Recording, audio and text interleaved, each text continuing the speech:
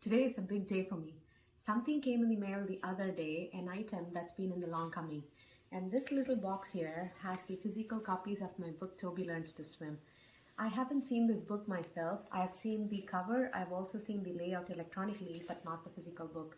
And I really wanted to film this moment so I can share it with you guys.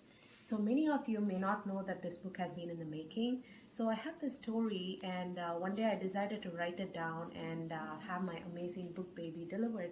So once an author friend told me that the book writing process is like pregnancy, and I think it's a true statement. And today is one such kind of a day for me, and I'm super excited. So let's go ahead and see what's inside this box, guys.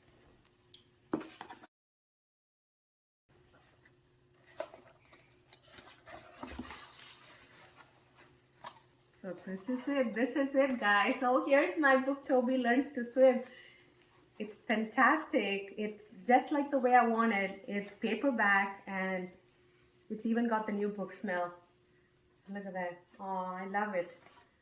And thank you so much for sharing this moment.